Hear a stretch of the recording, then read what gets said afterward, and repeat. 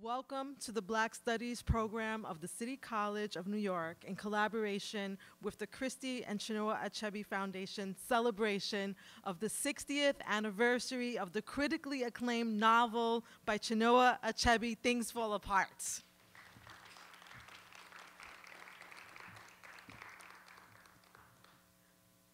My name is Mariposa Fernandez, and I am happy to be your host for the evening. It's a pleasure to welcome the president of City College to give us opening remarks, President Dr. Vincent Boudreau. One moment.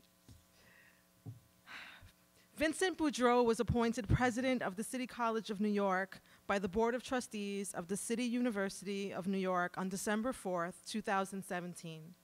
For the past 3 years, he has served as the founding dean of the Colin Powell School for Civic and Global Leadership at CCNY.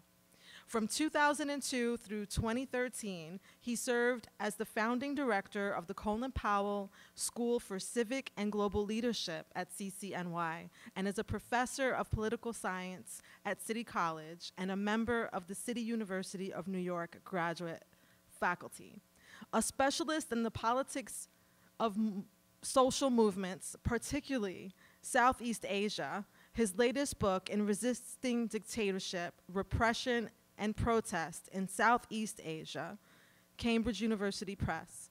He also conducts research about government transitions to democracy, collective violence, and the relationship between civil society, social movements, and democratization processes in Indonesia and the Philippines.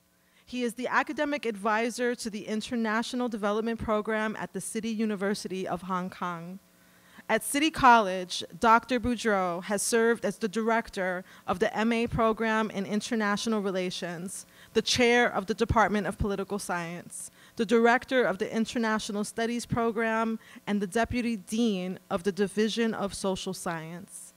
In addition to his academic work, he has undertaken projects with ActionAid Asia, Jubilee South Asia, and the Philippine Rural Reconstruction Movement, and has consulted for Oxfam Asia, Action of Economic Reform in the Philippines, and Freedom House. Dr. Boudreau received his PhD from Cornell University in 1991. Please give a warm welcome to Dr. Vincent Boudreau.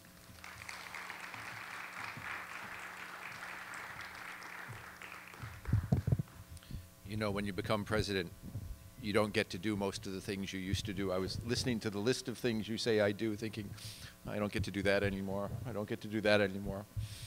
I went to graduate school in 1984 to study apartheid in South Africa. I came from Syracuse, and I studied in Ithaca. And I was unimaginably parochial. In my senior year, a professor pulled me aside and said, I want to teach a seminar in South African politics. And there are only 4 of you that I want in this class. And so the 4 of us sat with the professor. And it's when I learned about the existence of apartheid. It's when I learned for the first time that such things were happening in the world. And so I wanted to go to graduate school to tell the world about the injustices of apartheid. And it turned out when I got there that the world already knew. And I was years and years behind. And it also turned out that there was nobody at my school that wanted to study South Africa with me. You need a mentor to do these things. And so I drifted into the study of Southeast Asia. But in the first spring of my first year, on the 8th floor of our library, in a warm spring afternoon, I heard something outside. There was noise in the street. And I went down and I looked, and it was the very first stirrings of the divestment movement on the campus of Cornell University. And all across the nation, if those of you that are old enough to remember, at a time when our country was waking up in a popular sense to the injustices in South Africa, students primarily on university campuses were asking their universities to divest. And so I became deeply involved in that movement. Was arrested over the course of the next 2 years about 34 times, knowing all the time that to be arrested in Ithaca, New York is a very different thing than being arrested in South Africa. And so we kept that in our heads. And it was in the middle of that movement when one of my fellow students gave me Not Things Fall Apart. The first book I had from an African author was Ake, a book by Wole Soyinka. And I read this book. And it was unlike anything I'd read before. And from Soyinka, I came to Isabel Allende. I came to Gabriel Garcia Marquez. It opened the doors of this fantastic world of world literature. I'd been an English major as an undergraduate, but in those days, to be an English major meant you studied the writers of England and maybe Ireland and maybe America. And all of a sudden, this world of people for whom to write and to struggle was the same thing opened up to me. And as I said, and as you heard, my studies took me away from Africa. It brought me into Southeast Asia. But I studied with people that understood that if you didn't understand the big warp and woof of politics, of protest and resistance and repression and the idea of state domination, if you didn't study that in the lives of individuals, then you're missing the picture. And the reason that I think that resonated so strongly with me is that I first came to the study of these places through literature. And it is entirely possible that when Chinua Achebe wrote Things Fall Apart, he was unconcerned with a young man in Ithaca, New York, fully understanding what it meant to live in South Africa under apartheid. But maybe not. You know, maybe as we have become more of a global community, when the news any place becomes the news every place, when people talk about things like compassion fatigue or donor fatigue, maybe the only way to engage a global population in the struggle for justice, the struggle against repression, is to be able to tell the story not just of what the state wants to do or the logic of politics, but to tell the story of lived lives under an oppressive society. And so I think about this. We were talking earlier about the traditions, the literary traditions of City College. And of course, the Langston Hughes Festival is right at the very center of how we think about our relationship to literature. And you look over the 40 years of that festival, and the people that have been honored have virtually to a person written about the relationship between repression and the human spirit, between what it means to analyze or to think about the way society works and the way politics works, and what it means to live under those conditions.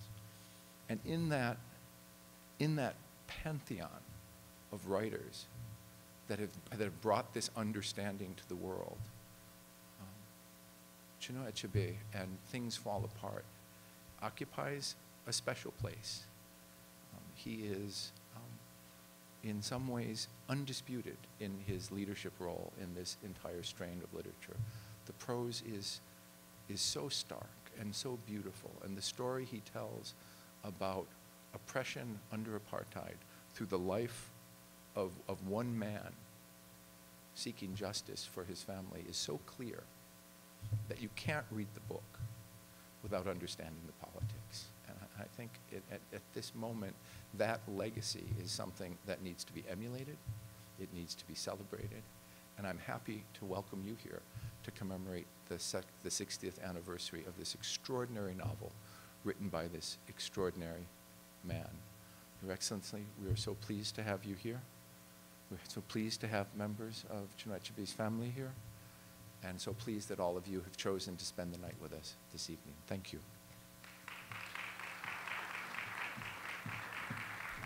Thank you. Thank you so much, Dr. Boudreau. I was mentioning in the green room to Dr. Chidi Achebe that when I was a freshman at New York University and I took African Civilization and read the novel Things Fall Apart, that it was one of the novels that changed the trajectory of my thinking.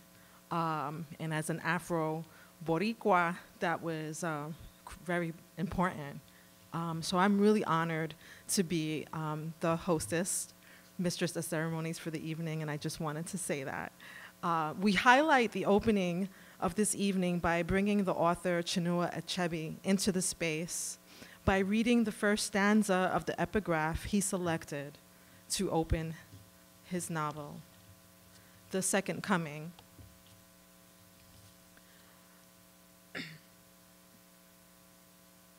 Turning and turning in the widening gyre, the falcon cannot hear the falconer. Things fall apart. The center cannot hold. Mere anarchy is loosed upon the world. The blood-dimmed tide is lucid, and everywhere the ceremony of innocence is drowned. The best lack all conviction, while the worst are full of passionate intensity. W.B. Yeats. Ladies and gentlemen, things fall apart. And now, please welcome to the stage the Assistant Director to the Black Studies Program, Jody Ann Francis.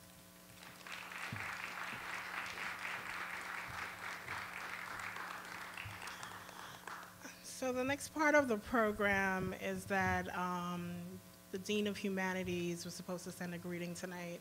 Unfortunately, he was unable to make it, but he did send a few words, so I'll read it. Dear faculty, staff, students, and friends of the City College of New York, my own inability to join you this evening will not prevent me from expressing what a signal honor it is to welcome President Kgalema Motlanthe to deliver the Chinua Achebe Leadership Forum lecture. It is an equally distinct honor to welcome to our campus Dr. Chidi Achebe, Director of the Foundation and President and CEO of African Integrated Development Enterprise Incorporated. Tonight's event is especially meaningful since this year marks the 60th anniversary of Professor Chinua Achebe's landmark novel, Things Fall Apart. We in the Division of Humanities and the Arts are proud to be a part of both tonight's lecture and the commemoration of that important anniversary. As an academic community, we are dedicated both to engagement in the pressing social and political issues of today and to the vital role that humanities and the arts should play in those issues. In the Division of Humanities and the Arts at the City College of New York, ours is a mission of substantive humanistic engagement, and tonight's event moves us all forward on the fulfillment of that mission. I wish you a lively and productive discussion this evening. Sincerely, Eric R. Koch, Dean, the Division of Humanities. Thank you. Thank you, Jody Ann. Next, please welcome to the stage South African poet, activist, and writer, Morakebe Rocks Sekoa.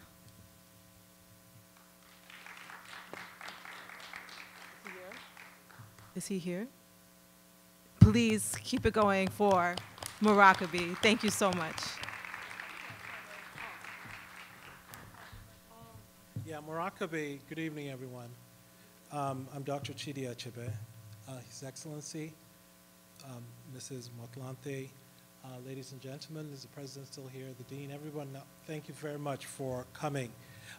Rax was supposed to be here, but he wasn't able to make it last minute. So what I'm going to do is introduce our special guests.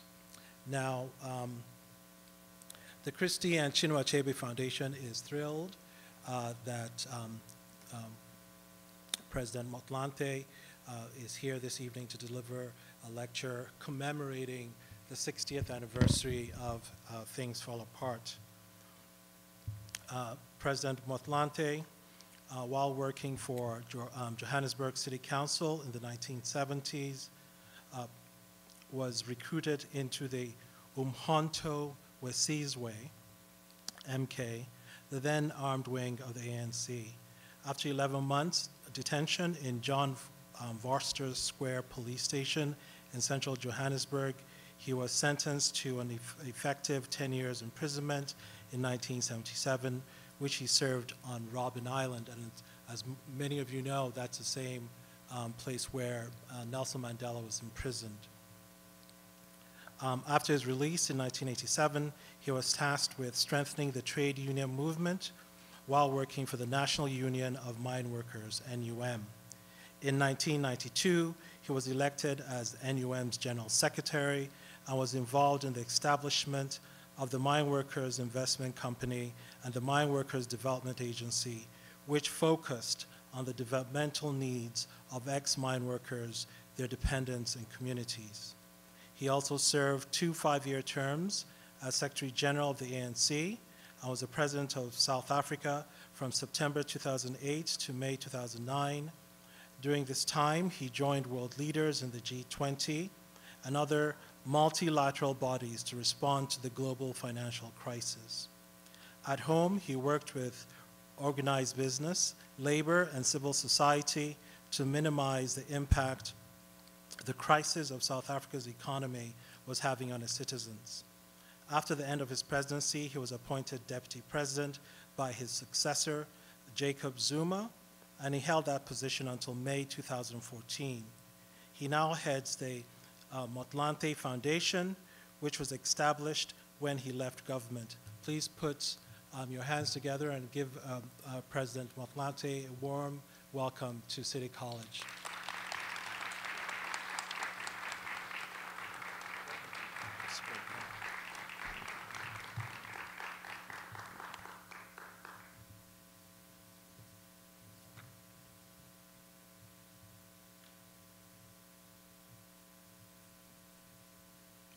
Thank you very much, Professor Chinua Achebe, for your warm words of welcome. Allow me to send my respect and greetings to Ms. Christie Achebe and Chinua Achebe and the entire Achebe family present here this evening. Honored guests, ladies and gentlemen, I'm honored and deeply humbled to deliver this lecture on one of Africa's outstanding and internationally acclaimed writer. Things Fall Apart by Professor Chinua Achebe is undoubtedly the most celebrated work of African literature of our time. President Nelson Mandela once said, and I quote, "Chinua Achebe was the writer in the presence of whom the prison walls come down," close quote. As a fellow former political prisoner, I concur. Even though he constantly downplayed or sometimes denied it, Professor Achebe is widely regarded as the father of the African novel. Not that he was the first African to publish an African story, but the art of telling a truly African story using a predominantly African cast from an African's perspective was perfected by his hands. As we know, Professor Achebe passed on the 21st of March 2013 at the age of 82, and Things Fall Apart was written in 1958 when he was in his late 20s. 60 years after his first novel and more than 5 years since his passing, we still carry with us fond memories of Professor Achebe's pioneering work in African literature. Up to this day, the novel Things Fall Apart stands as a towering monument that inspired many generations of African writers to tell their own stories from their own vantage point and in the best way they know how. The writings of this oracle of Africa's world of letters are as timeless as the Iroko tree. His depth of understanding of his background and roots gave him insight on the culture of his people and African society in general. His foresight and mind towered over the highest branches of thought in order to envision and articulate not only from whence we come, but where our tomorrow will be. Even though the book has sold over millions of copies worldwide and has been translated into multiple languages, it is important to note that the manuscript suffered numerous rejections by the establishment at the beginning. The initial 2,000 copies of the original imprint carries an enduring message which found resonance with the feelings of many peoples across the world. This then means that Professor Achebe's manuscript was an acquired revelation because the book itself eventually captured the mindset of readers and spoke to the lived experiences of people across the globe. Things Fall Apart was one of the early literary works that sought to project life in an African village from an African perspective. In the book, Professor Achebe succeeded to debunk the dominant Western narrative that often denigrated African societies and indeed African civilizations. He contests the misrepresentations, falsifications, and distortions as asserted by colonialists that spoke of Africa as a place of darkness with no history, no values, no belief systems, no rules, and no structure of society to preserve, with nothing to contribute to the world's progress and development.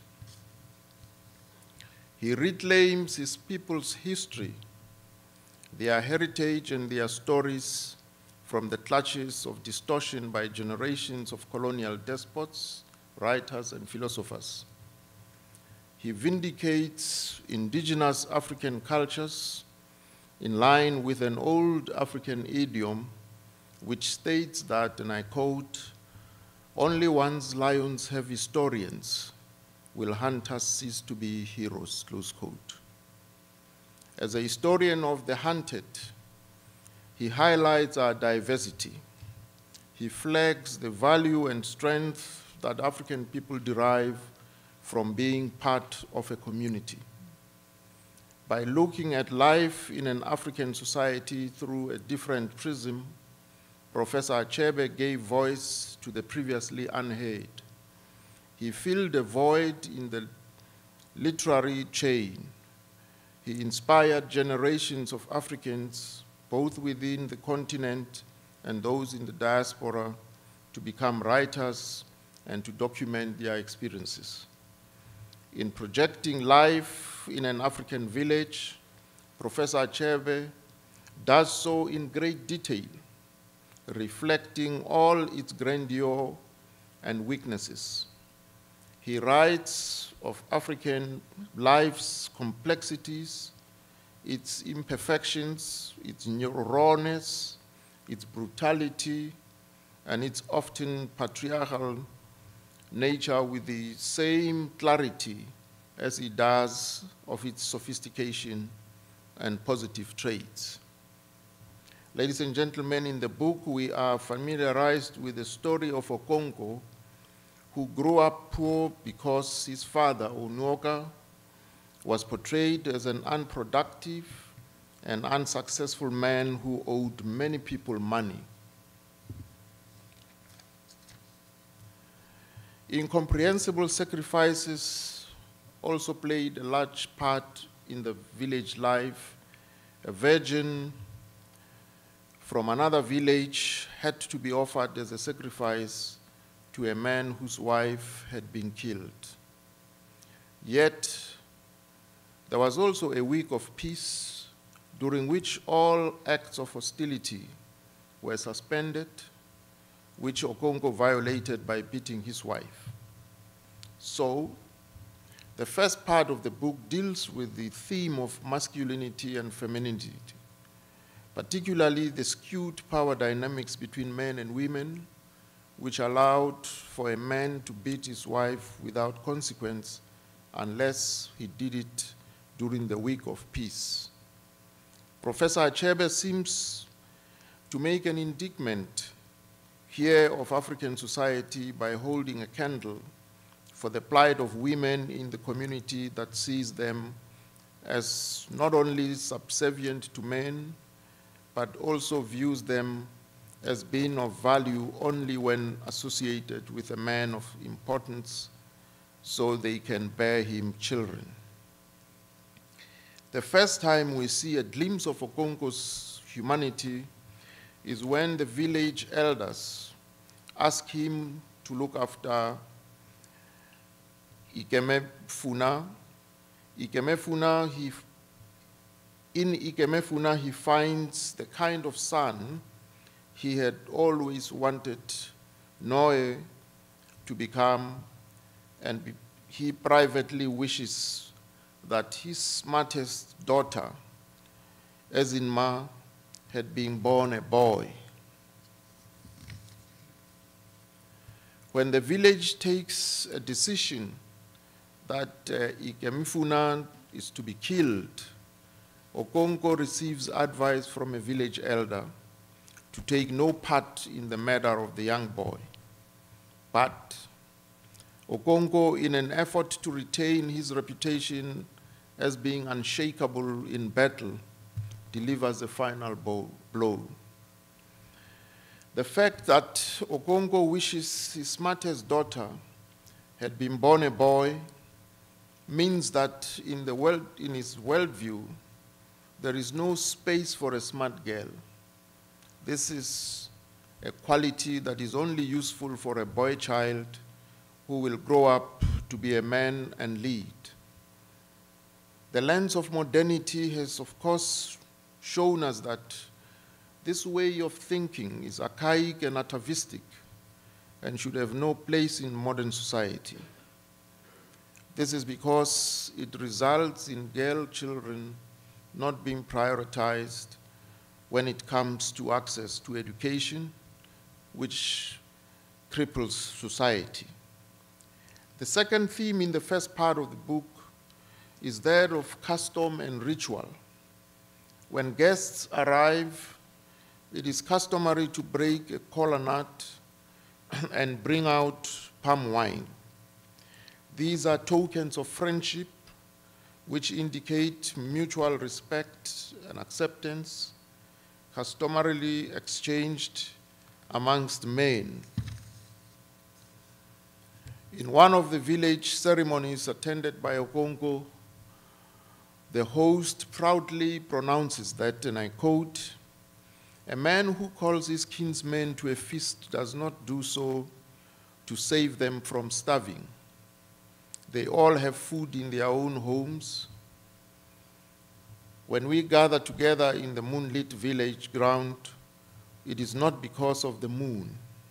Every man can see it in his own compound. We come together because it is good for kinsmen to do so," close quote. It was also customary for young men to be given the dregs of wine at the gathering. The tribesmen believed the dregs of palm wine are good for young men's libido. The pulsating excitement of the tribesmen at the wrestling tournament was equated to their desire for women.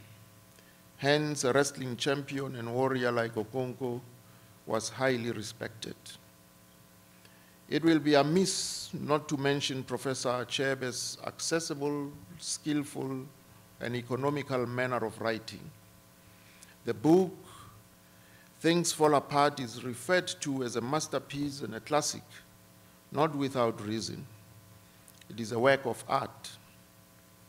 Perhaps this could be explained by the seriousness with which the Igbo, the clan into which Professor Achebe was born, view conversation. By his own admission, and I quote, "Among the Igbo, the art of conversation is regarded very highly, and proverbs are the palm oil with which words are eaten," close quote. Happily, this has found expression in the book, where men who are eloquent are highly regarded. Their words are taken seriously, and they often spoke first in village meetings to set the tone. To understand the context and perhaps the message the book carries, it may be important to reflect on the period in which the 25-year-old Achebe began writing the book. It was a time of great contradictions. It was a time of conflict. It was the end of an era and the beginning of another. Ghana had just gained independence, and emancipation of other African countries was on the horizon. It was a new dawn, albeit brief. While the colonial powers were retreating, many fledgling nation states in Africa were confronted by the challenge of nation building because the borders imposed by the colonialists during the Scramble for Africa conference in Berlin cut across communities. In the wake of the departure of the colonialists, an elite comprador class and neo-colonialists stepped into the shoes of the former oppressors and rapidly outdid themselves in raising the level of greed, avarice, brutality, and oppression over their own people. It was a period of unfettered optimism on the one hand and looming despair on the other. It was a time of transition. It was a time of the clash of civilizations, a clash of cultures, and a clash of religions and beliefs. Achebe himself grew up in a deeply religious home where they sang hymns and read the Bible day and night. But he would often sneak across to his unconverted uncle's compound. All of these conflicts and contradictions manifest themselves in the book. These conflicts and contradictions surface in the juxtaposing of different belief systems. On a more general level, the understanding of worship amongst the people in the village of Umofia was that the ancestors petitioned the Creator on behalf of the living, and the living consulted Chielo, who was the priestess of Akbala. She was periodically possessed by the goddess Akbala, which enabled her to function as an oracle.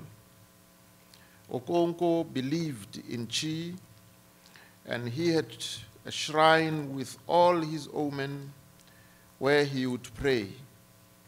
The reason why this is important is that with the arrival of the missionaries in the second part of the book, there is a collision between the African and the Western belief systems. When he was interviewed 10 years ago at the 50th anniversary of the publication of the book, Professor Achebe said that his motivation for writing the book was that he wanted to capture that moment when culture was in contact, in conflict, and in conversation with another. Initially, these differences gave rise to amicable dialogue between the villagers and the missionaries, which paved the way for the village elders to allocate land to missionaries in the evil forest. This was made possible because the representatives of the church at the time, Mr. Brown, showed respect for tribal authority. Mr. James Smith, the missionary who replaced Mr. Brown, is uncompromising and strict. He demanded that his converts reject all of their indigenous beliefs, and he showed no respect for indigenous customs or culture. This coincided with the arrival of the colonial machinery, which imposed their own version of justice upon the tribes. This resulted in the burning down of the church and the subsequent arrest of the tribesmen, one of whom was Okonko. Meanwhile, Norway becomes a convert and decides to accept the invitation to go and study in the school the missionaries were establishing. Okonko, after beating Norway, is left to wonder how his son could have become so degenerate and effeminate, and he disowns him. The burning down of the church placed the tribesmen on a collision course with the white colonial authority, who then sent a messenger regarding this matter. Okonko, in a fit of rage, beheads the messenger. Upon realizing that the tribe will not go to war with him, Okonko hangs himself and is buried like a dog. In Shakespearean literature, Okonko is what one would refer to as a tragic hero. In fact, the title, Things Fall Apart, originates from a poem by W.B. Yeats entitled The Second Coming, which reads in part as follows: "The falcon cannot hear the falconer. Things fall apart, the center cannot hold."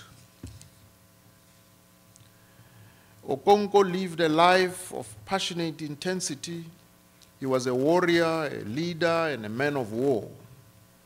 But he was not often guided by reason. He hid his own humanity behind a facade of rugged and violent masculinity, which was punctuated by a grave expression of intent. In many ways, he is like the bird of prey in the poem who can no longer hear the falconer, where the falconer is the voice of reason and restraint.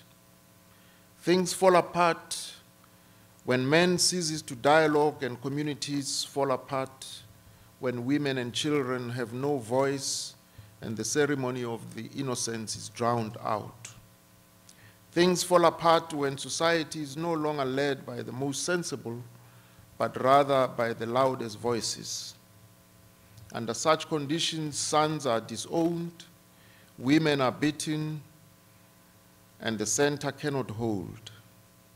This novel, though written in simple narrative, is infused with deep themes that force us as men and women to look at ourselves in the mirror and be honest about what we see and how we see each other. When Professor Achebe wrote this book in the 1950s, the story of Africa had mostly been told through the lens of foreigners. But with the liberation of African countries, African writers began to tell our own story. This in itself was a revolutionary act because it helped to shape the identity and the narrative through which future generations understand and remember history. It is because of such writers that some revelation is now at hand. As the story concludes, colonial rule has been introduced. Umofia and the character of the village, its values, religions, and socio-political foundations had substantially and irrevocably altered. The missionaries did not only bring a new religion, they also brought a new government and a new system of settling disputes, courts and jails and stores. They even gave Okonko's son a new Christian name, Isaac, which ironically was regarded in Judeo-Christian worldview as the son of promise. Okonko was deeply grieved by this. He mourned for the clan which he saw as breaking up and falling apart. We also read, however, that, and I quote, "The new religion and government and the trading stores were very much in the people's eyes and minds. There were still many who saw these institutions as evil, but even they thought and talked about little else," close quote. In the end, it appears that the new had emerged victorious in its conflict with the old.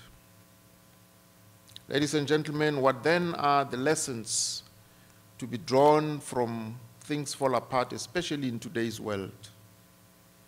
There are many.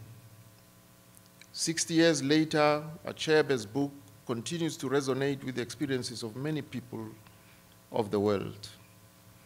This explains its translation into so many languages across the world. Its lessons were relevant then as they are relevant today.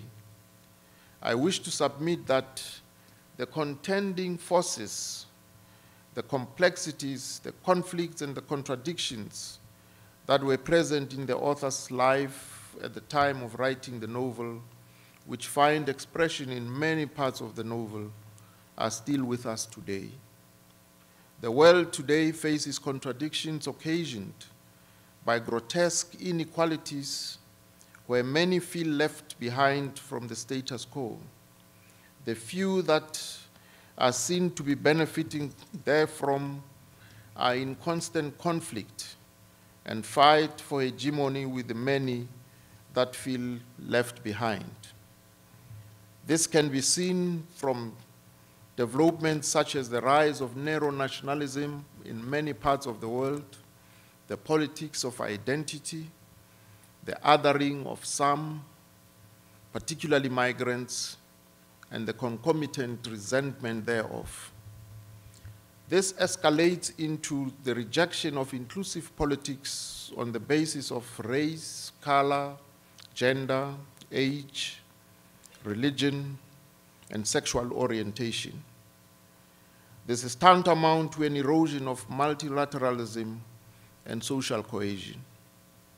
In order to understand transition, we need to look at it in the context of motion. Nature and society are defined by motion. This debunks the notion that society is static or has reached its final state of being in terms of how it is structured.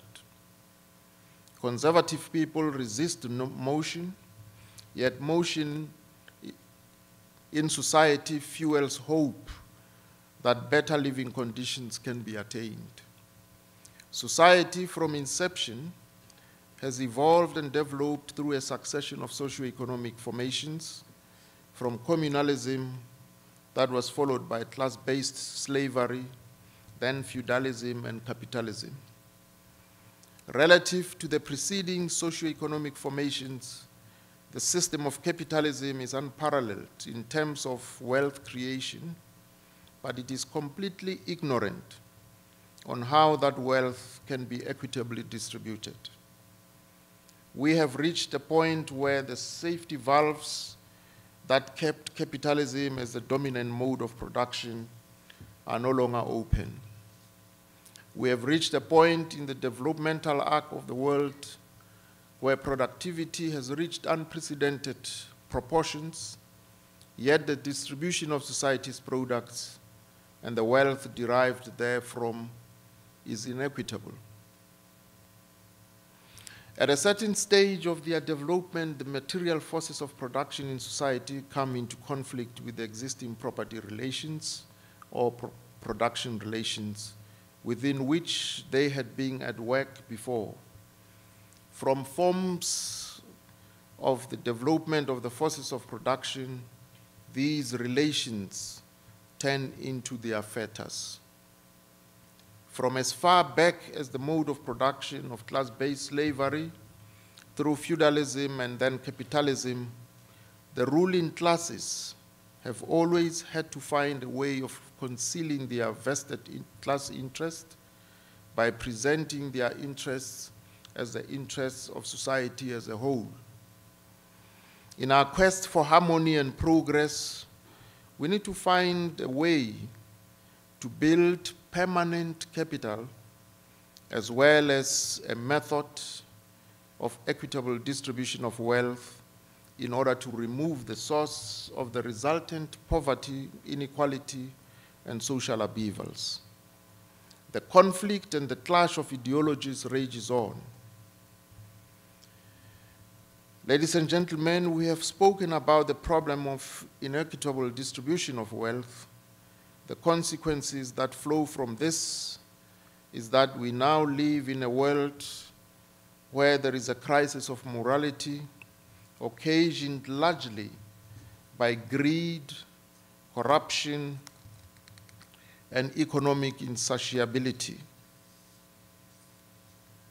But let it be clear that these social ills are the symptoms and not the cause, which we have already identified.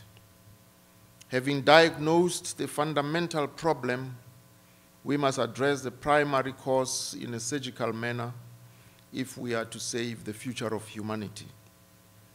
However, let us bear in mind that the systems or symptoms are not passive. They influence and interact with the primary problem of inequitable distribution of wealth.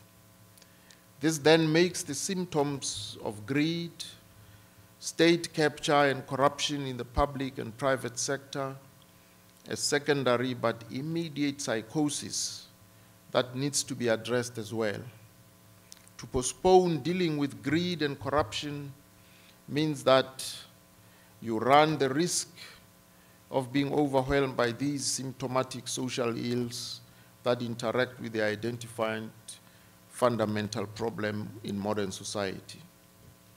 Professor Klaus Schwab, the founder of and executive chairman of the World Economic Forum, characterizes this period we find ourselves in as a time of great promise and great peril.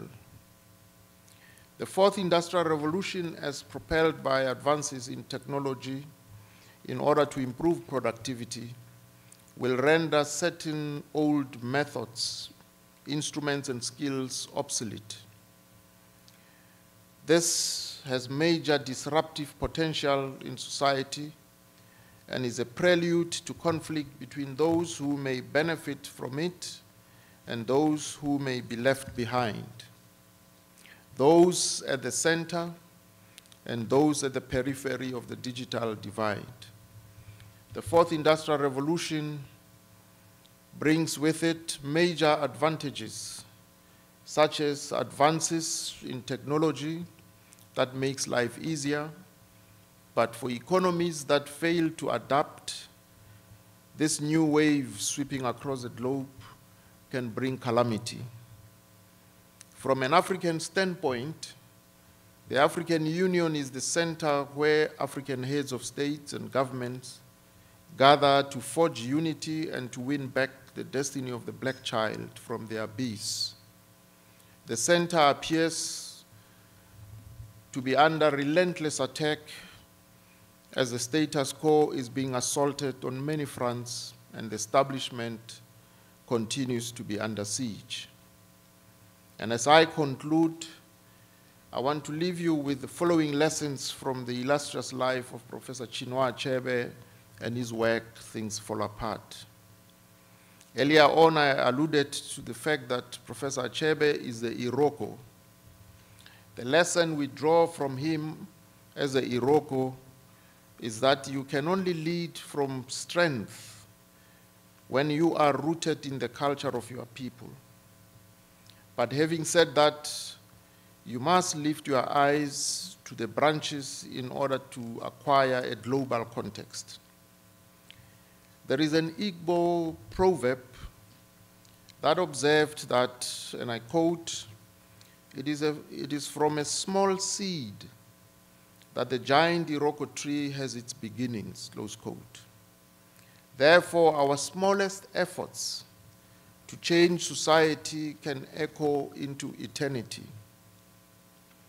Lastly, as victims of colonialism and as victors over colonialism, we must guard against becoming the next villains, where the best lack conviction and the worst are full of passionate intensity. Okonko is the embodiment of all of us today, not as a people who are colonized, but as a people who are on the verge of being left behind as the world shifts to new frontiers. When humanity ceases to dialogue about culture, plurality of thought with respect to race, gender, color, sexual orientation, belief systems, and the impact of technology, then and only then will things fall apart. But take heart.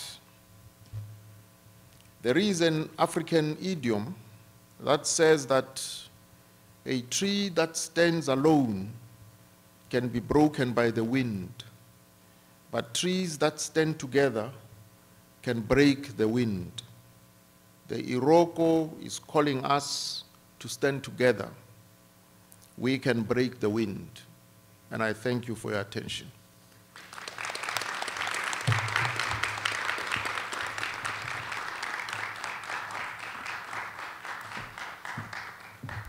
Thank you so much, His Excellency. Thank you. We are going to move to the panel portion of the evening, which will be chaired by CCNY's very own Bukari Sawadogo, Professor of African Cinema and Film for both the Black Studies Program and Media Communication Arts. The other panelists include His Excellency Kgalema Petrus Motlanthe, Professor Nicholas Smith, and Professor Nduka Otiono. Please give a warm welcome to our panelists.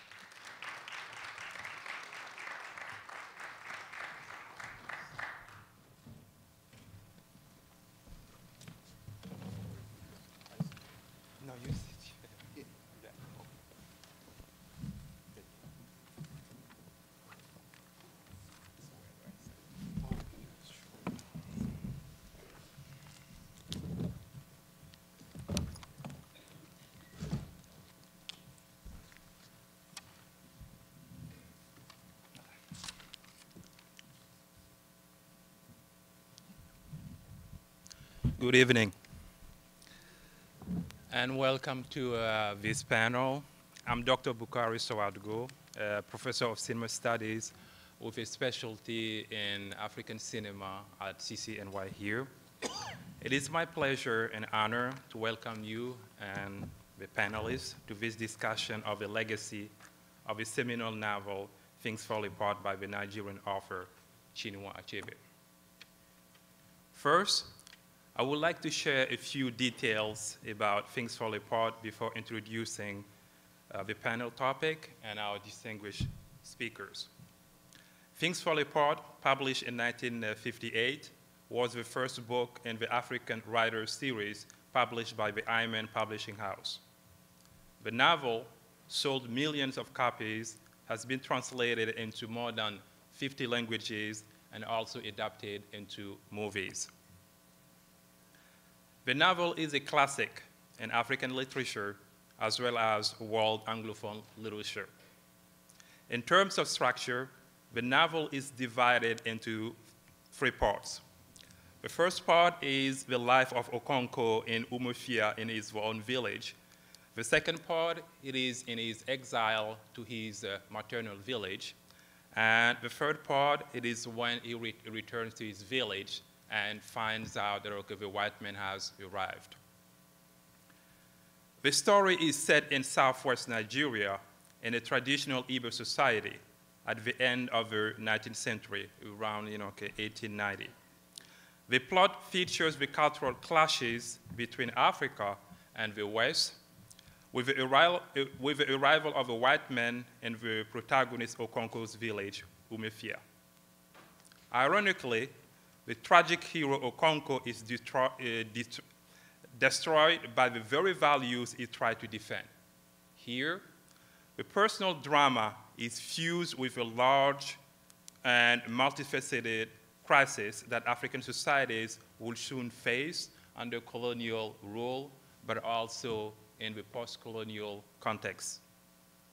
The 60th anniversary of the publication of Things Fall Apart is an opportunity to revisit the novel, especially considering its immediate relevance to today's debates, which His Excellency has alluded to in his presentation, whether in Africa or in the diaspora, on issues particularly pertaining to culture, complexities of identity, blackness, language as an instrument of negotiation between the local and the global, the appropriation of the gaze, and politics in general.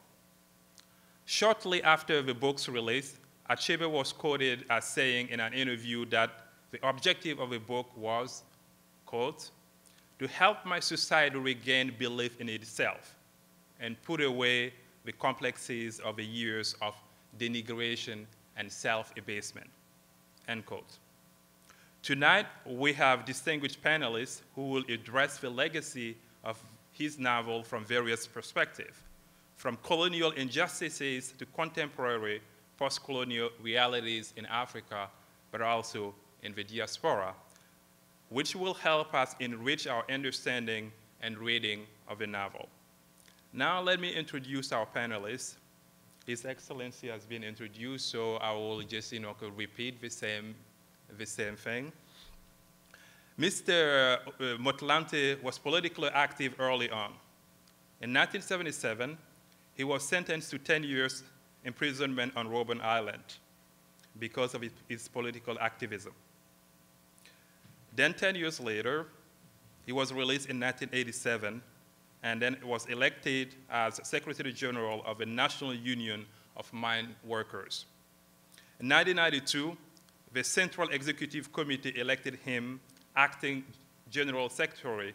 In 1997, he was elected Secretary General of the ANC, replacing Cyril Ramaphosa. His Excellency also served 2 5 terms as Secretary General of the ANC from December 1997 to December 2007, and served also as Deputy President of the African National Congress during the period of 2007 and 2012. In September 2008, Mr. President was chosen to be the interim president until 2009 when he was succeeded by Jacob Zuma. The next panelist is Nicholas, call him Nicholas, That's okay. right. Okay, Nicholas Rasmith.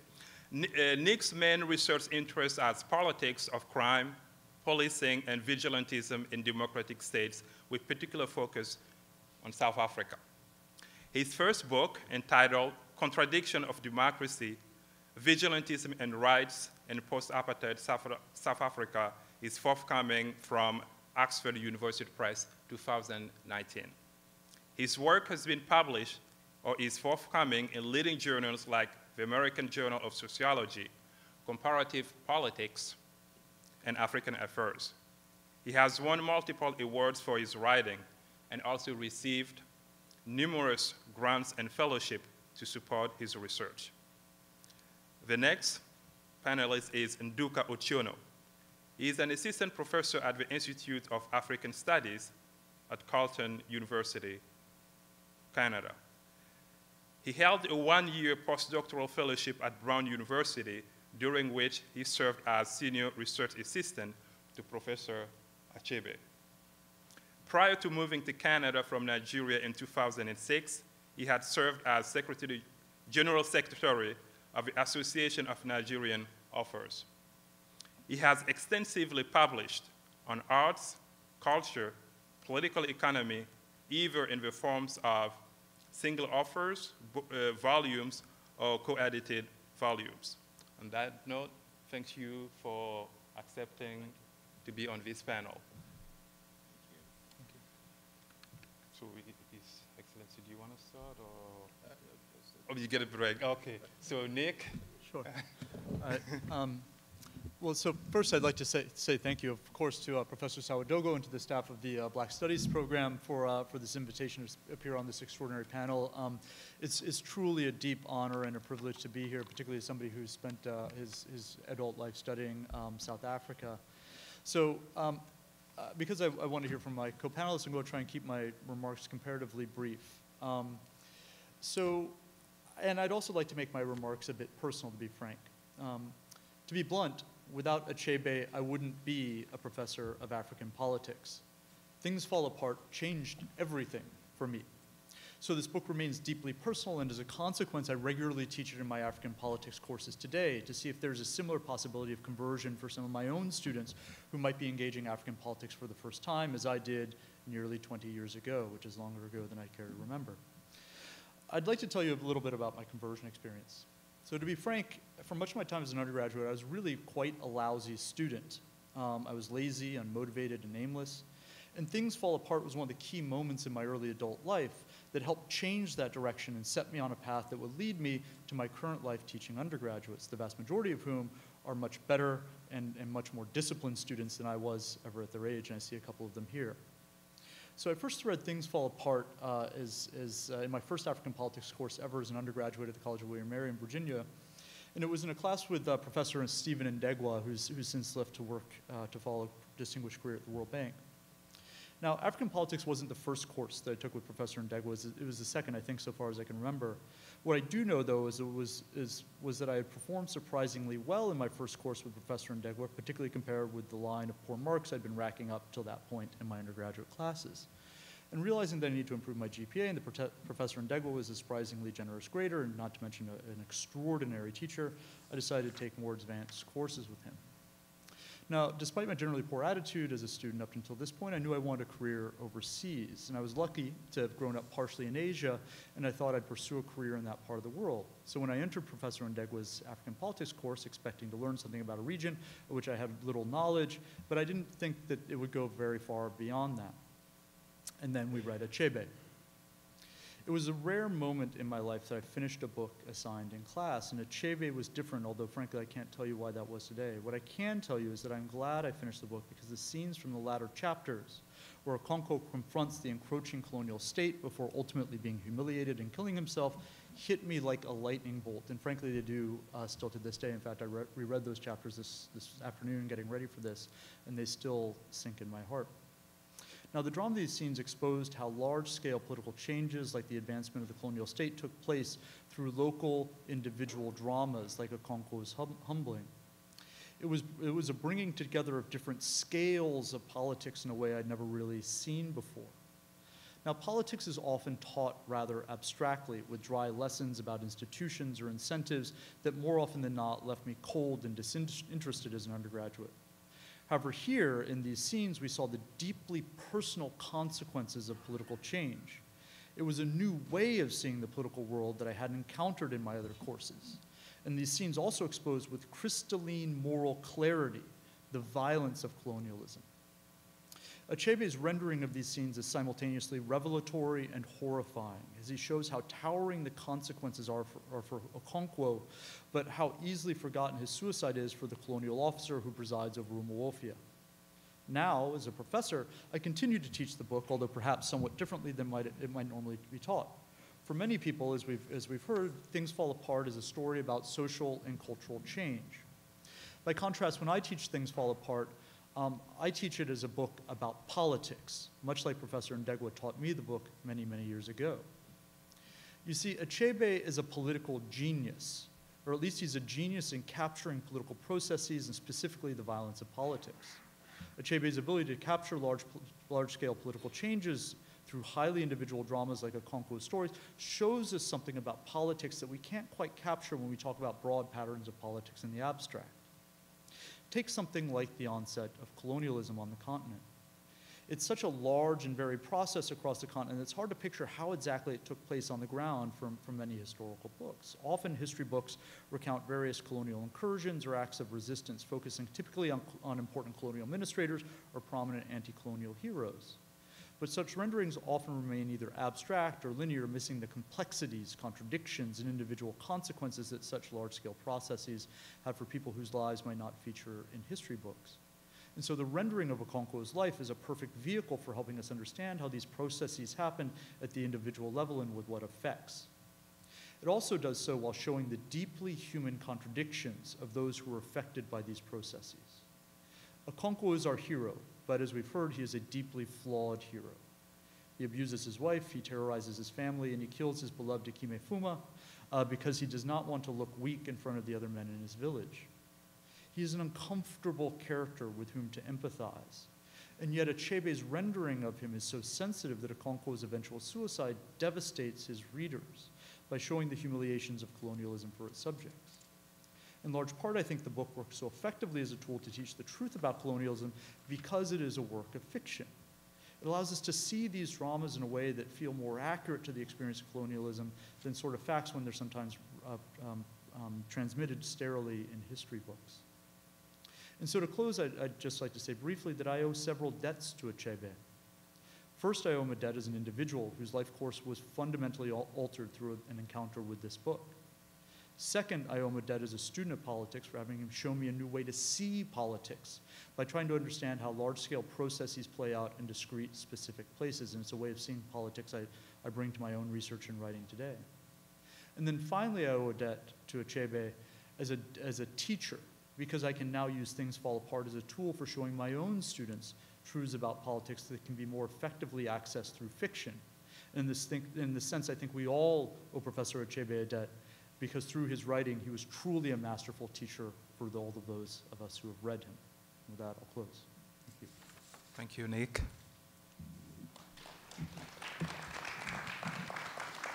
Chinu, you next. Thank you so much for inviting me to this event. I'm very much excited to be at this campus because I believe this is so central to Black history and to Black experience, not only in the United States, but across the world. And very much as an undergraduate at the University of Ibadan, I had encountered Harlem through Harlem Renaissance, and I had always looked forward to an opportunity to possibly relive the experiences of Harlem Renaissance. So I'm happy to be here. I would like to also acknowledge the invitation extended to me by Dr. Chidi Achebe, who has been one of the shining lights of the Achebe family and Achebe Foundation, but also one of the shining lights of Nigeria in the ways in which he has negotiated different streams of professional experience as a medical doctor, a thinker, and otherwise. And I would also like to particularly acknowledge the presence of Professor Christie Achebe, who has held on very strong and a very distinguished academic in her own right. I thank you all for being here today for this very special event.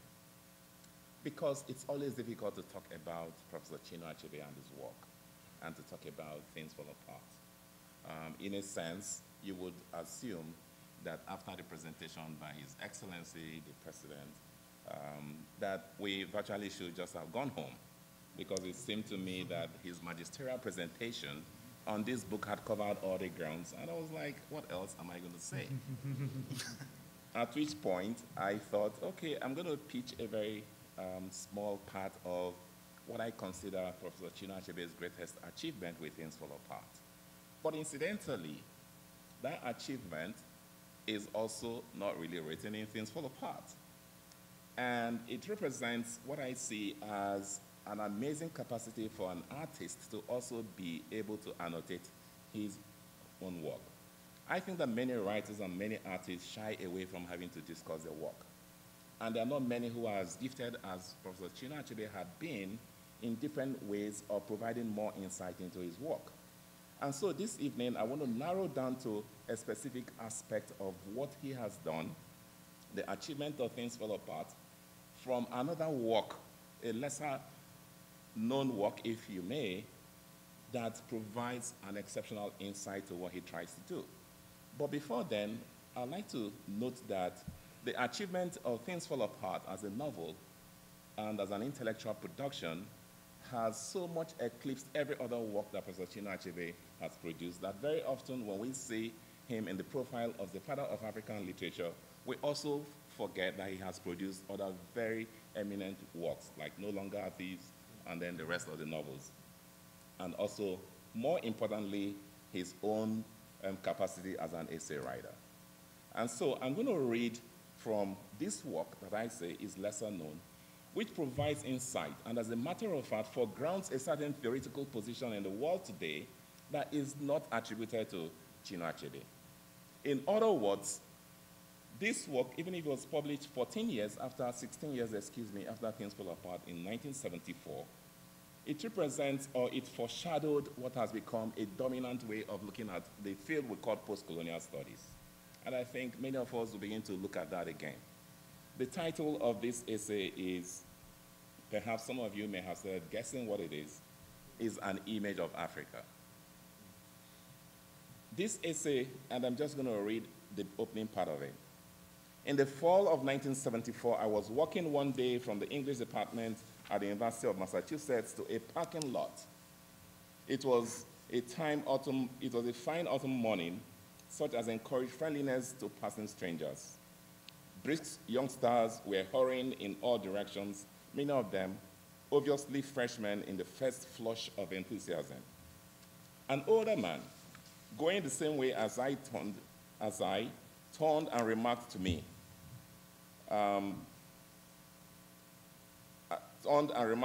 how very young they came these days. I agreed. Then he asked me if I was a student too. I said no. I was a teacher. What did I teach? African literature.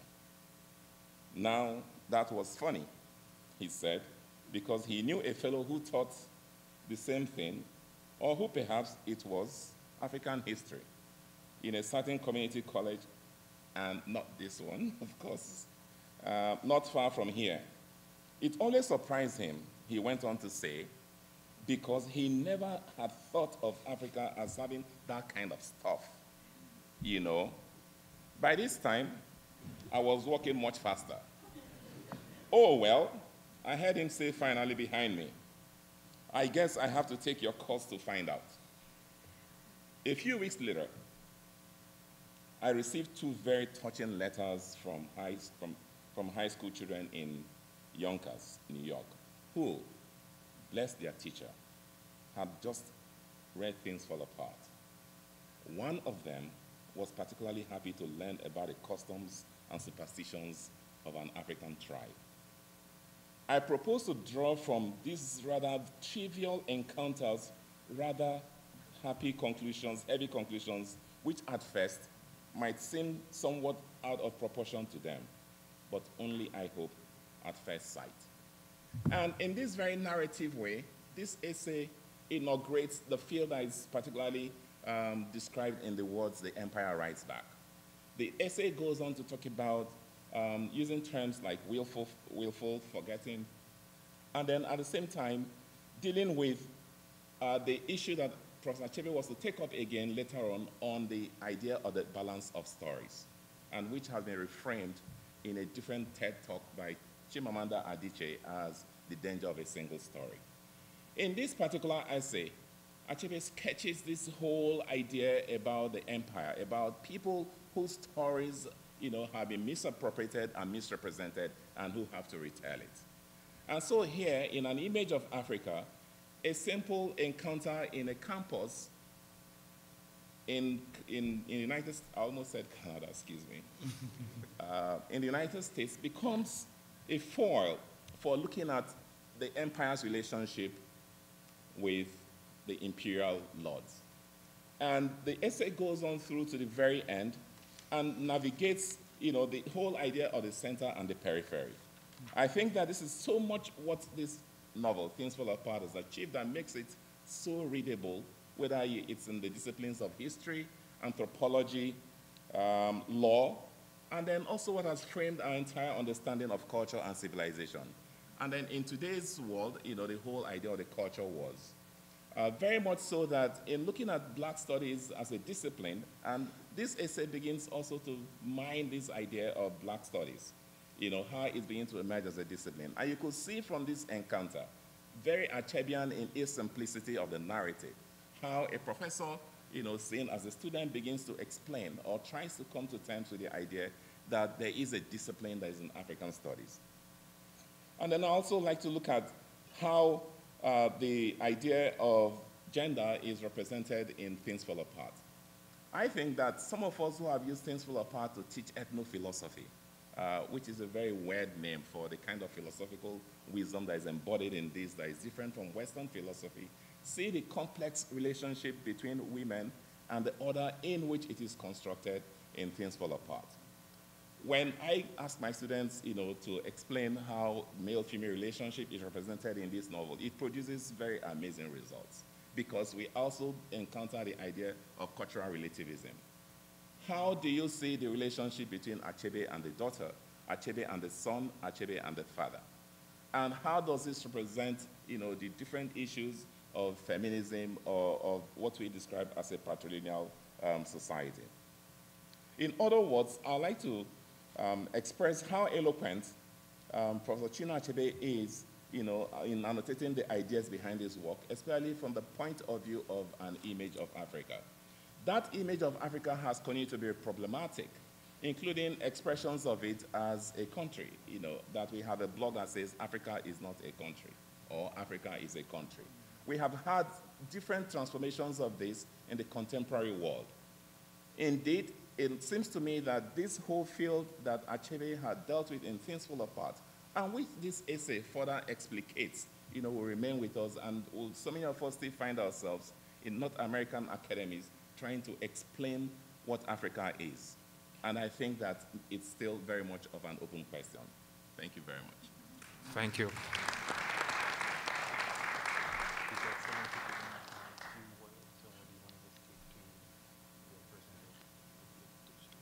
Okay.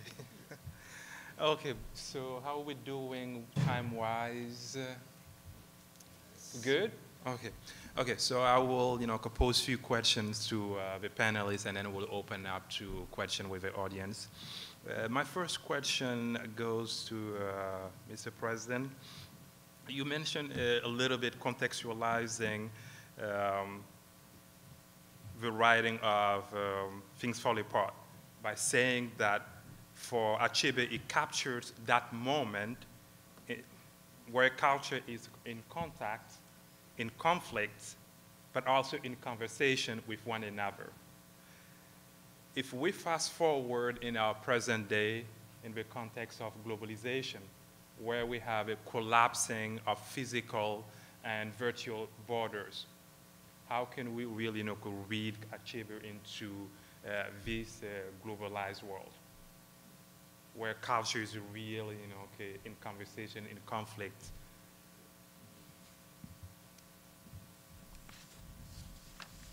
Well, thank you very much for the question.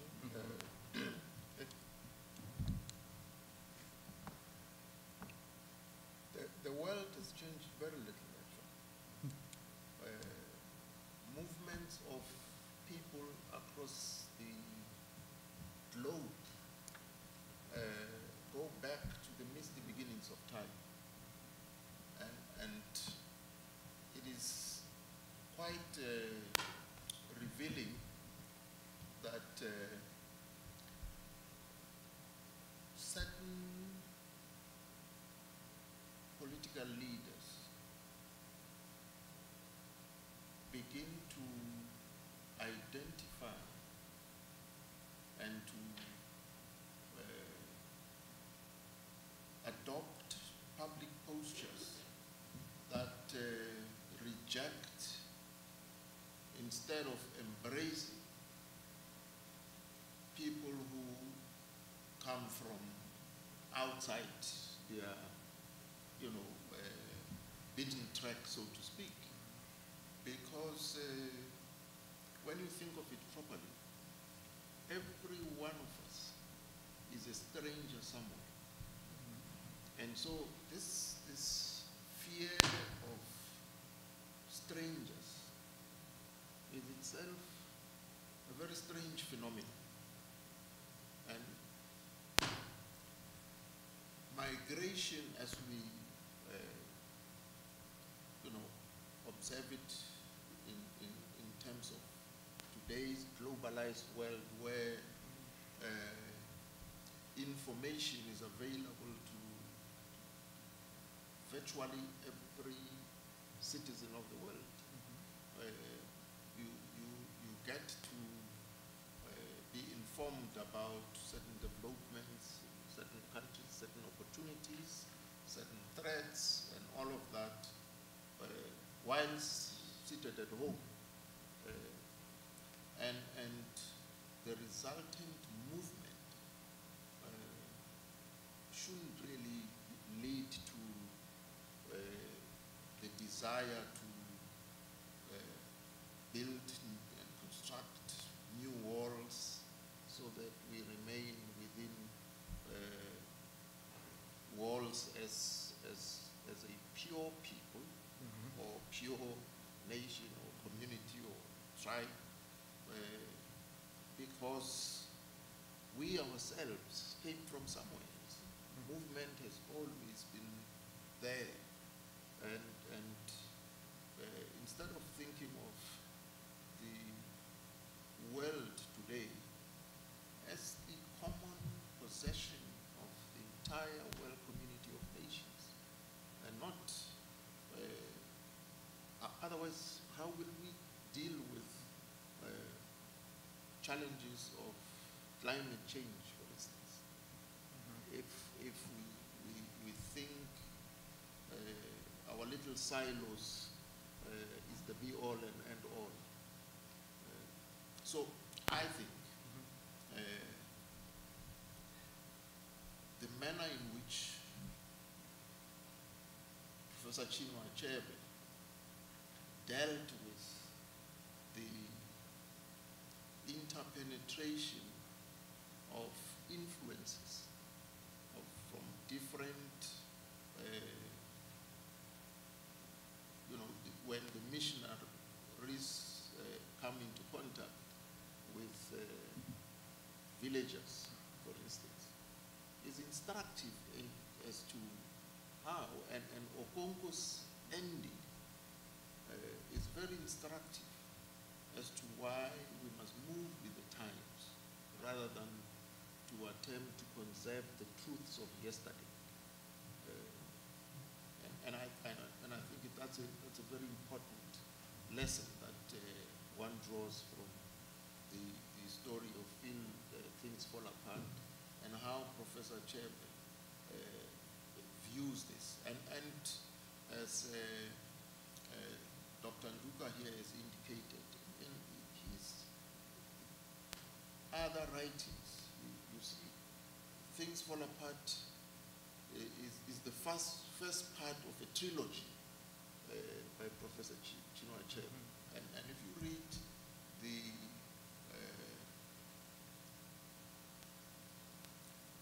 subsequent works that he put together, you can appreciate that he understood that motion is what defines society, essentially.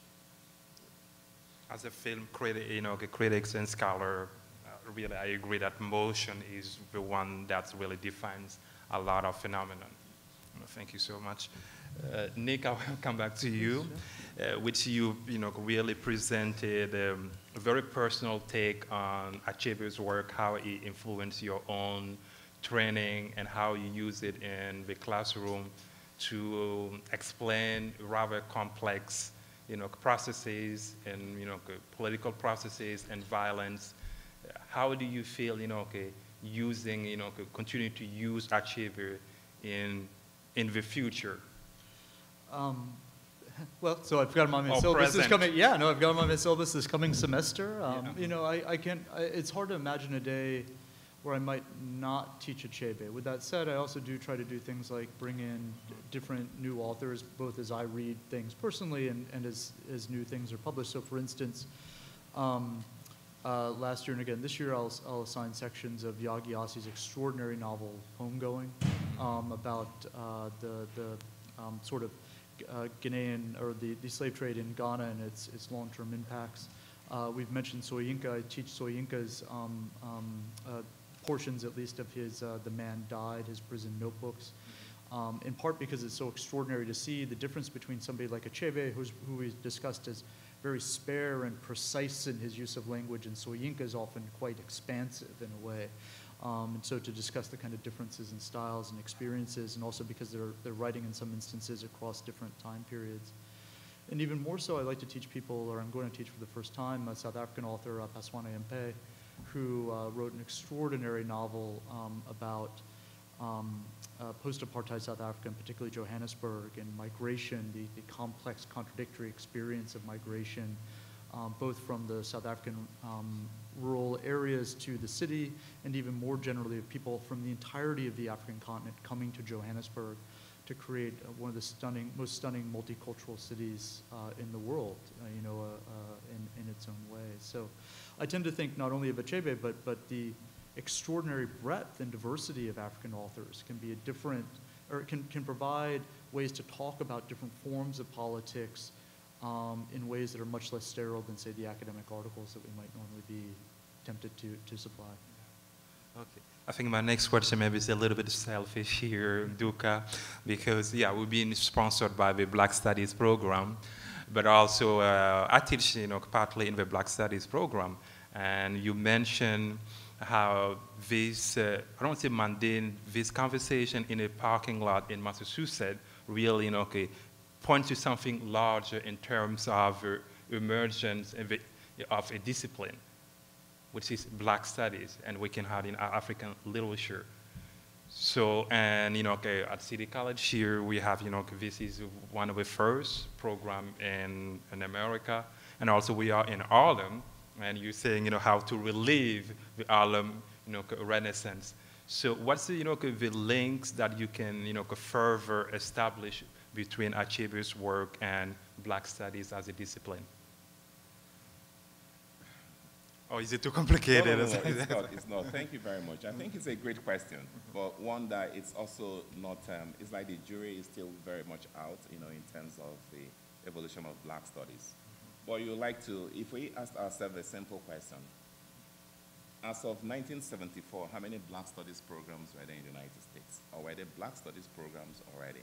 In terms of the discipline that has emerged, to the extent that we now think about it as Africana, also dealing with diasporic experiences. So I think that it sowed the seed as of that point. This particular essay, already as of 1958, with the publication of Things Fall Apart, which is regarded as perhaps the very early establishment of the modern novel in English, which is why Professor Achebe, is often seen as the father of African literature. So I would say, yes, as of that time, an engagement with a field, that was going to emerge as Black Studies later in the United States had begun. But this dates back because there had been oral production, oral literature, and so on and so forth within the continent. There had been literature in indigenous languages, which had very limited circulation. But the question that you ask will begin to implicate a very important controversy in African literature, which is the language question. What constitutes, how do we communicate African literature? Should it be written in English or should it be written in indigenous languages? All of these were currents that have shaped Black studies, within the continent. And even as of this time, unfortunately, there's a sense in which the rise of the new nationalisms is also impacting our definition of the field, i.e., there is an incipient African Literature Association of Africa that is already being established in the continent, whereas there's also the African Studies Association or the African Literature Association that is pretty much domiciled in the diaspora, especially in the United States. But what I would like to point out, especially from the points that the President made, is how these new nationalisms becomes a way of history repeating itself in an unfortunate kind of tone, using Things Fall Apart. i.e., it would appear that people who are supporting the new nationalisms, who are building walls, do not recognize the failure of Okonkwo. I think it's also part of that prescient nature or the wisdom of the author of Things Fall Apart, that almost at every turn, the larger world issues of philosophy, of religion, of history are implicated in this short novel. Because here we had Okonkwo, who was insular, to the arrival of the colonialists and of the missionaries. And then we see the consequences of the tragic end of Okonkwo, and how Chinua Achebe has represented this in the most complex way, that the novel is often compared, to Greek tragedy in terms of the fall of Okonkwo and the stature, a great wrestler. As I say to my students, I say, you imagine a six-pack guy, if you think about some of the big boxing. And then here is a guy who is so distinguished physically, had the best farms, and then he goes through this, and then doesn't recognize that times are changing. And then you have, on the other hand, you have Obierika and Ezudu. Obierika, especially, who is a philosopher, who is the one who reasons and can see the complexity of the evolving world. So I think that even for Black studies, it's time to begin to dig up again some of the old texts to see how they prophesied the times we are living in. And I think, for me, it is one of the greatest achievements of the novel Things Fall Apart. So we cannot begin to put it into small pockets of either continental African literature or diasporic African literature, which has now fused, and I think happily, into Africana studies. But I believe that Black studies, despite the controversy that's cropped up more recently between some of the leading lights in the United States, and I think some of you know the big fights, remains a very ebullient field, and I believe a whole lot more is going to come out of it. Okay. Thank you. I think we'll open up for questions to have you more participate. Not everybody at the same time. Yes.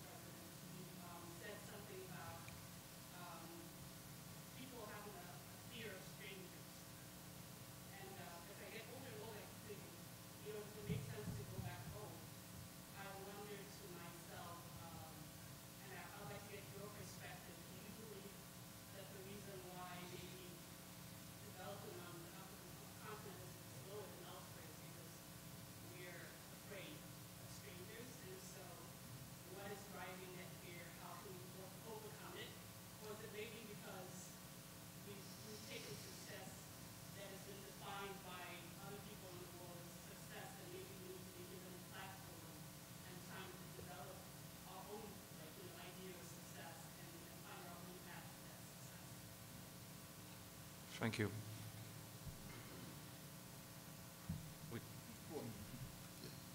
Thank you very much for the question. I think the best way to measure success is that in relative terms, you are a professional. You practice as an attorney here in the United States of America. That gives you, relative to other people back home, contacts and connections. And so you need to try and come to terms with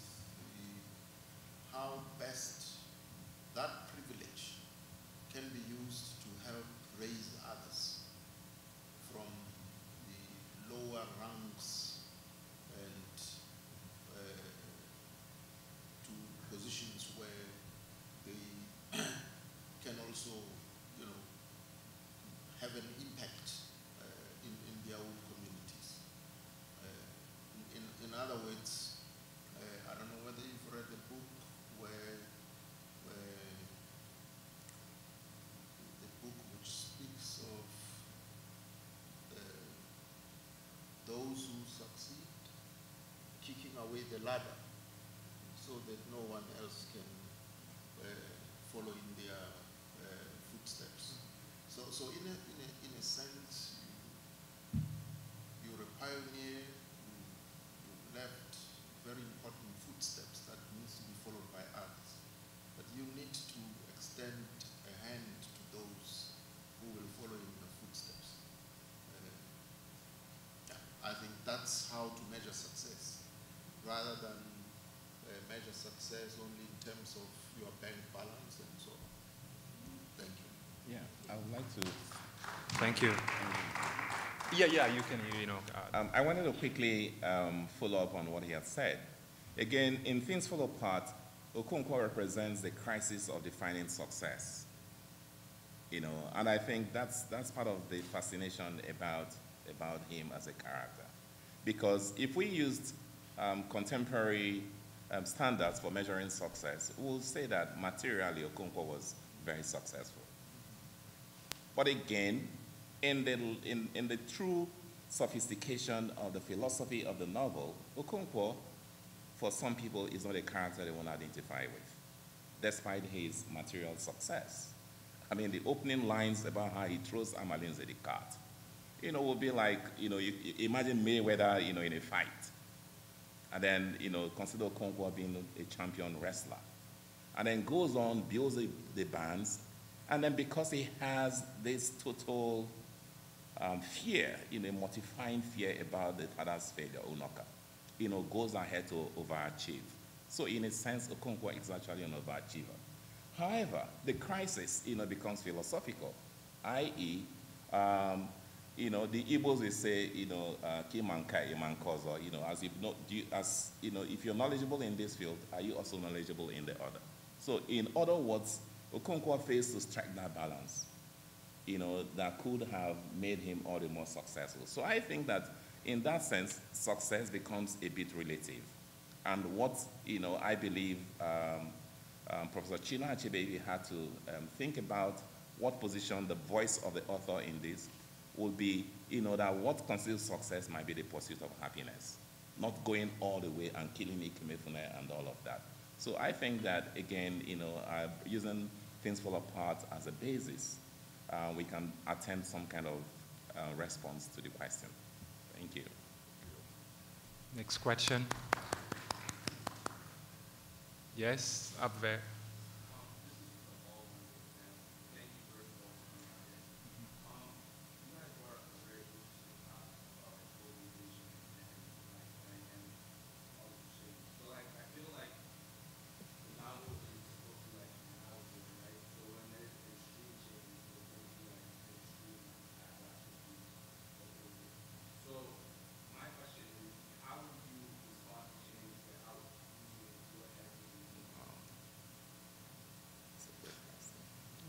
Look like a dissertation topic here.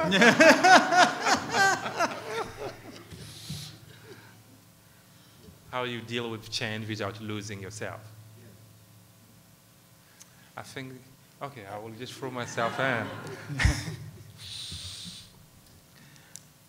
I don't have the correct quote from His Excellency, who was talking about how you should reach out to the world but never lose touch of where you came from, which I think is the roots. Saying that, okay, the Iroko tree just came out from a little nut. So for me is really, and I think the sister was talking about success. I will tie the two together. It is knowing where you came from, and that's the roots. And that knowing you came from also, when you talk about roots, where you came from also has a different, I would say, it's a complex question. Because in terms of roots, I will take the case of the work by one theorist called Edouard Glissant, talking about roots from the Caribbean perspective. He talks about rhizome. There is not one root, but it's a multiplicity of roots, which will be the challenge, how to pull them together to have one single root. So for me, it's really to ground yourself in what you consider to be your root, or how to build that root. It's up to everybody to decide what it is.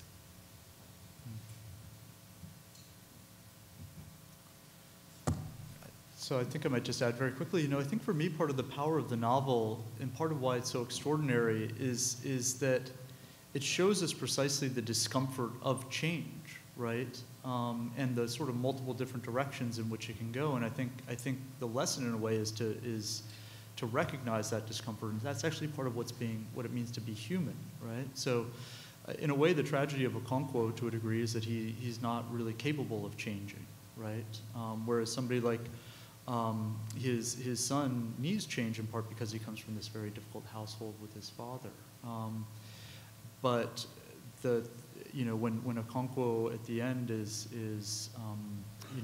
he's sort of overrun by this change, the tragic individual consequences sit hard. And so I think in a way the novel is to teach us to just simply recognize that discomfort, and that's an inevitable part of change. And then, okay, just go ahead.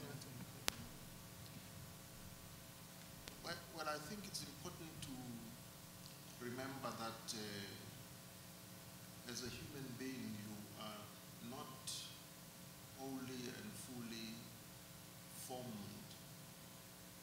You are forever evolving and developing. So when change happens, it may even be occasioned by your own endeavors. And so you got to move on with being enriched by the new phenomenon, rather than to relate to change as though you were already a wholesome being and therefore static. And that way change would be very harmful to you. It's always important to remember that you are both a creator of the immediate circumstances that affect you and shape you, and you are a product of those immediate circumstances. But you are not passive in all of this phenomenon. So I would say change, once well understood, is to be welcomed, because it creates the basis of your further growth and development. Thank you. Yeah, I think, thank you. That's a very, very good question. We can think about it in terms of that cliche we call collateral damage. What is the collateral damage of change or of advancement? We speak in terms of the consequences of globalization.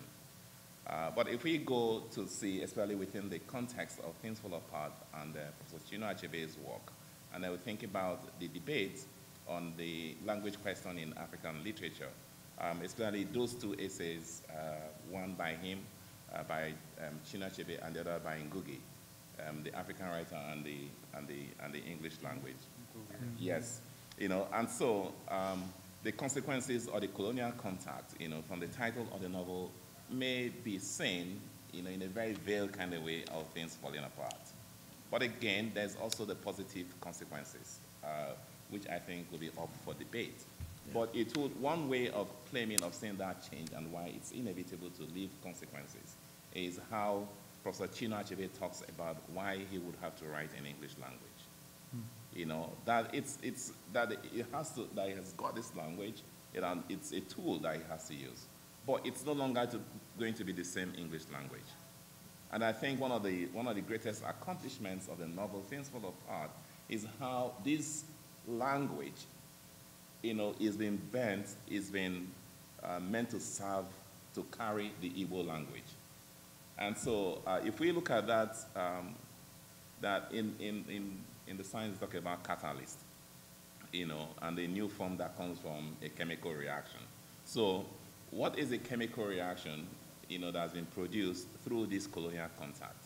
And I think, the debates, just in line with debates around globalization, has positive and negative consequences.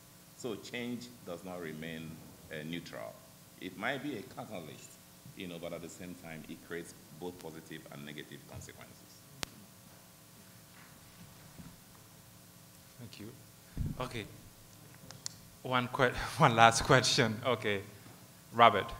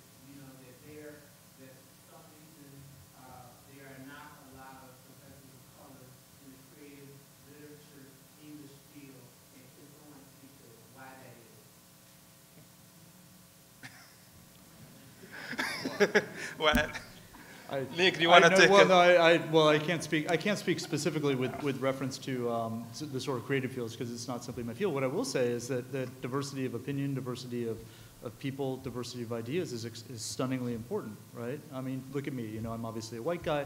Without Achebe, my life would be completely different. And it's precisely the encounter there with in my case, a professor who was born in Kenya that changed everything for me. And so I think in a brief way to answer your question, I think diversity is stunningly important, but I can't speak with particular reference to the arts. And you are looking at me. I have to find that answer. Robert, I would say, okay, definitely black.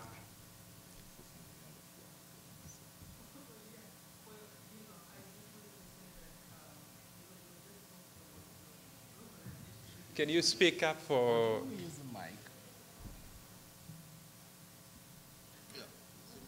I want to hear your voice. Yeah.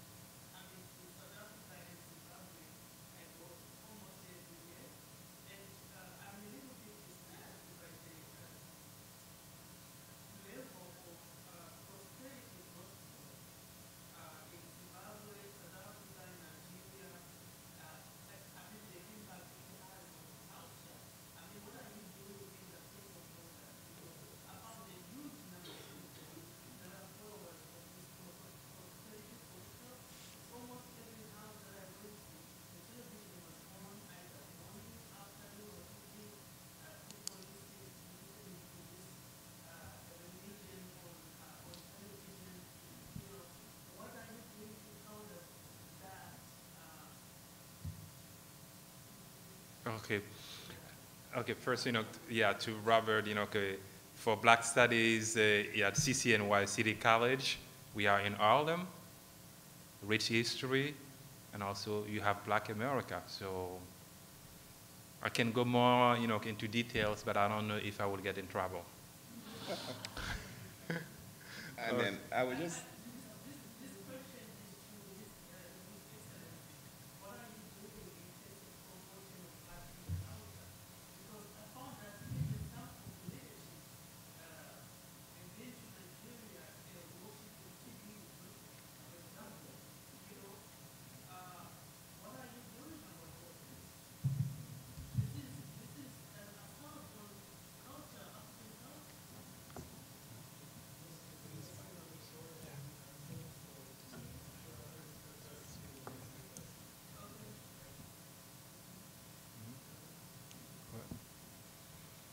Okay, so I thought we had our last question.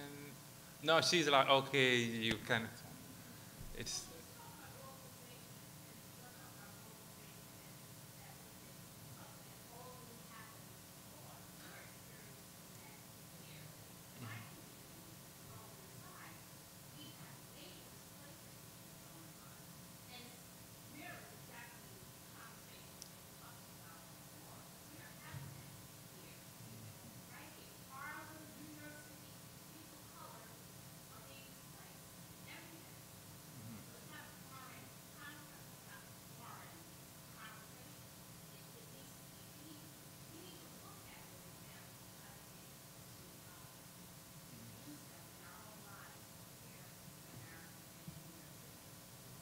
Thank you so much.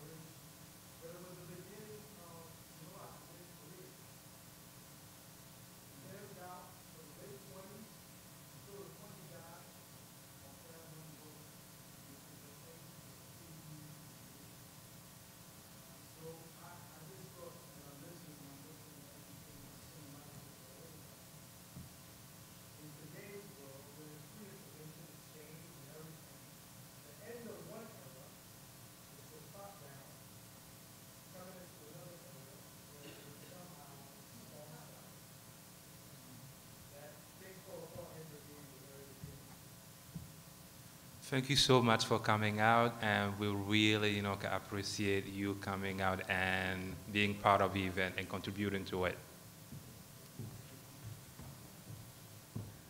Thank you. Please give a round of applause for all of our panelists. I'd like to bring up Jody Ann Francis, the Assistant Director of the Black Studies Program, and Dr. Chidi Achebe.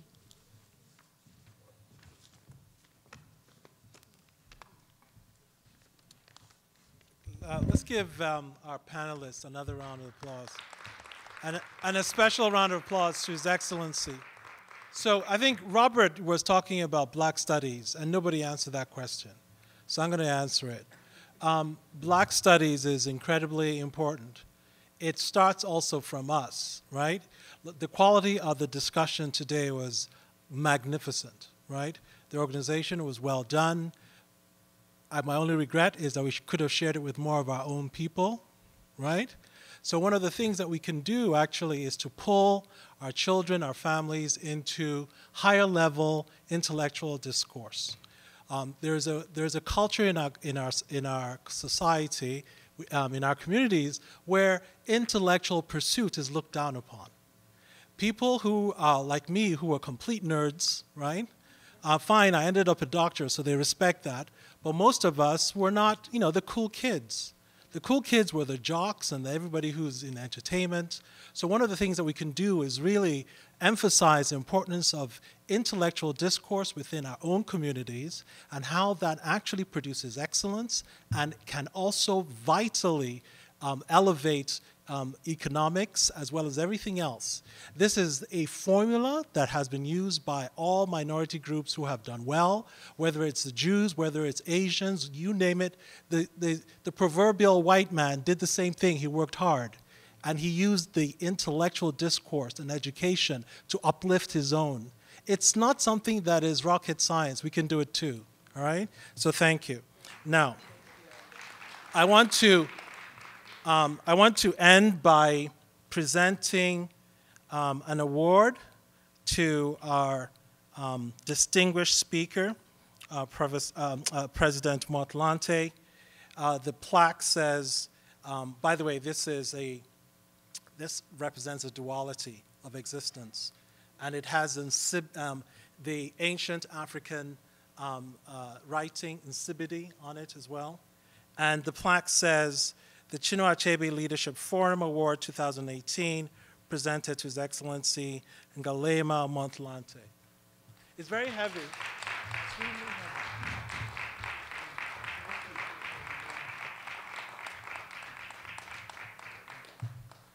So I'd like to just end by thanking the president who was here, the president of the college, Vincent Baudreau, Eric Koch, the mistress of ceremony, Professor Fernandez, Jody Ann, a big round of applause, please, for her, for the effort. Thank you. For the panelists, Nicholas Smith, Nduko Tiono, Bokare Sawadogo, and His Excellency Petrus Motlanthe. Mrs. Motlanthe has not been recognized. We have to make sure we recognize her.